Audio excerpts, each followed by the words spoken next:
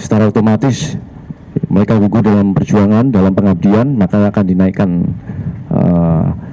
pangkat 1 tingkat. Izin Pak, ya Gita Pak dari tribunnews.com Pak. Ya, ada beberapa pertanyaan Pak. Yang pertama itu terkait dengan informasi yang disampaikan oleh Kapus Datinkom BNPB kemarin Pak. Ada penebalan kekuatan TNI sebanyak sekitar 7 SSK ya Pak di Kodam Iskandar Muda kalau nggak salah.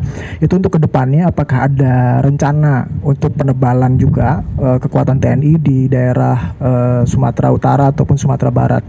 Itu yang pertama Pak. Yang kedua itu terkait dengan kalau nggak salah Panglima itu kan sudah menemui 3 prajurit, 3 keluarga dari 3 prajurit yang meninggal Pak awal pekan ini kalau nggak salah. Nah ini apakah sejauh ini sudah ada usulan untuk ketiganya mendapatkan kenaikan pangkat luar biasa, mengingatkan juga pengorbanannya luar biasa pada dalam bencana yang masif ini. Kemudian ada mungkin ada beasiswa gitu Pak untuk anak-anaknya yang mungkin punya anak gitu Pak. Terus yang ketiga itu terkait dengan rencana Satgas PKH untuk meneliti kawasan hutan yang terdampak bencana di Sumatera, itu kemarin disampaikan oleh Japitsus Pak Febri. Kita tahu kan Panglima TNI juga Kasum kan ada di dalam struktur organisasi PKH Pak. Itu sejauh mana nantinya mungkin keterlibatan TNI dalam rencana Satgas PKH untuk penelitian tersebut Pak? Apakah juga membuka peluang untuk mengirimkan penyidik polisi militer ataukah hanya untuk pengamanannya saja? Mungkin itu Pak. Terima Yang kasih. di posisi di mana itu? Yang PKH-nya? Di Sumatera Utara Pak. Oh, kalau nggak Sumatera salah. Utara. Iya. Oke, saya jawab ya. Yang pertama terkait dengan penebalan prajurit TNI yang dikirim sana itu dalam rangka upaya percepatan itu tadi, upaya percepatan penanggulangan bencana di daerah terdampak. Seperti yang disampaikan Bapak Panglima dan juga dikuatkan oleh Bapak Kepala Staf Angkatan Darat kemarin ya kan pada saat preskon itu, bahwa memang seperti inilah kondisi manakala kita dibutuhkannya sebuah batalion teritorial pembangunan itu. Ya, makanya konsep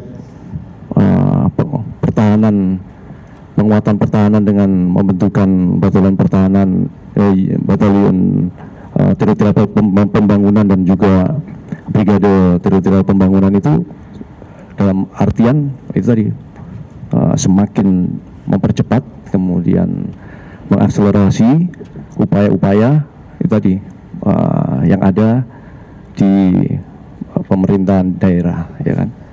Jadi selain dari sisi teritorial juga dari sisi pembangunan. Ya, contoh penanggulangan bencana ini, apabila sudah tergelar di setiap kabupaten itu ada batalion teritorial pembangunan, secara otomatis batalion teritorial itu akan responsif dan tanggap lebih cepat dalam penanggulangan ini.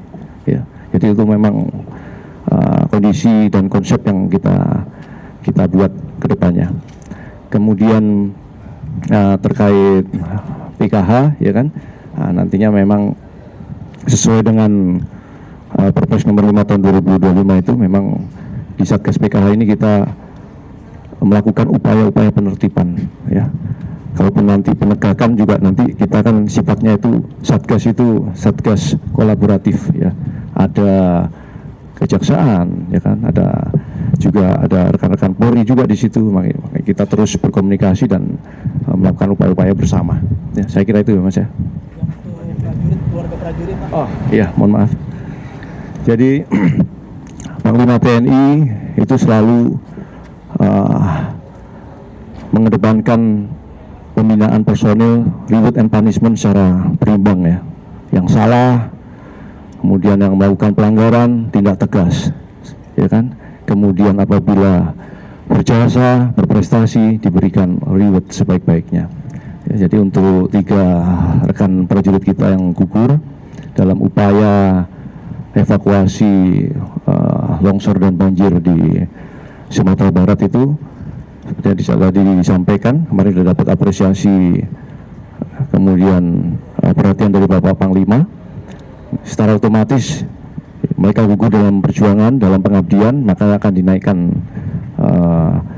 pangkat 1 tingkat. Kemudian keluarga, anak itu akan diberikan difasilitasi ya, terkait dengan sekolah maupun masa depannya ya, saya kira itu Mas ya. Izin Pak, saya Nirmala dari IDM Pak. Kemarin di penutupan di Sesko Bapak Panglima menyebut atau menyinggung ini Pak ya, Satgas Darurat Jembatan. Itu apakah ada hubungannya dengan yang Bapak Kapus tadi sebut soal pembangunan jembatan di titik-titik bencana? Itu yang pertama Pak, Satgas tersebut. Kemudian tadi kan disebut ada 14 KRI Pak ya. Artinya ada 7 tambahan KRI yang beroperasi atau menuju lokasi tersebut. Kemarin Bapak Kasal menyebut ada KRI Bontang yang untuk distribusi BBM ya Pak. Mungkin dari 7 yang baru yang beroperasi itu yang direncanakan itu apakah ada KRI Bontang dan mungkin KRI apa saja yang dikerahkan 7 KRI baru tersebut? Terima kasih Pak. Terima kasih Mas Nirmala. Satgas jembatan itu selain yang di daerah bencana itu memang itu komitmen dari Bapak Panglima ya. Mungkin Mas Nirmala monitor ya, Bapak Presiden menyampaikan ada beberapa jembatan putus pada saat HUT guru itu ya kan, jembatan putus di beberapa daerah, kemudian mengakibatkan akses jalan putus, kemudian murid-murid siswa-siswa itu tidak bisa menjalankan pendidikan belajar mengajarnya dengan baik. Jadi dia harus melewati sungai, ya kan, melintasi sungai berbasah-basah, kemudian pakai alat darurat seadanya yang membahayakan siswa itu sendiri. Oleh karena itu Panglima langsung berkomitmen untuk membangun jembatan-jembatan gantung tersebut. Besok kami akan berangkat bersama Bapak Panglima untuk membangun jembatan yang di Sukabumi. Itu memang khusus untuk tadi prioritas untuk para pelajar yang memang membutuhkan itu, pelajar serta masyarakat, sehingga bisa terhubung kembali jalur ekonomi, jalur pendidikan di kedua wilayah. Saya kira itu. Personel dari Mabes TNI untuk yang pembangunannya. Iya. Oke. Yang KRI Pak. Oh ya, yang KRI silakan nanti dari TNI Angkatan Laut menjelaskan secara singkat. Silakan. Baik, terima kasih. Jadi kita sangat mengapresiasi bahwasanya komponen bangsa ini sangat antusias untuk membantu rekan-rekan kita yang tertimpa musibah di Sumatera. Oleh karena itu, atas perintah Panglima TNI kepada Kepala Staf Angkatan Laut menyiapkan kembali 7 kapal. Ya, salah satunya tadi yang ditanyakan adalah KRI Bontang yang saat ini sedang melaksanakan pengisian bahan bakar. Jadi rencana akan membawa 2.000 ton bahan bakar ke daerah operasi. Selain untuk mendukung unsur-unsur KRI itu sendiri, juga ini bisa dikoordinasikan untuk mendukung dukungan bahan bakar untuk masyarakat setempat. Dari 7 KRI tambahan, kemarin juga sudah diberangkatkan KRI Banda Aceh dan KRI Teluk Banten. KRI Banda Aceh ini akan menuju pantai barat atau di seputaran Sibolga dan Padang atau Nias. Kemudian KRI Teluk Banten akan menuju pantai utara atau di sebelah utara di Tamiang ataupun di Belawan. Mungkin itu aja tambahan dari saya. Terima kasih. Saya kira itu untuk siang. Tribun X sekarang menghadirkan lokal menjadi Indonesia.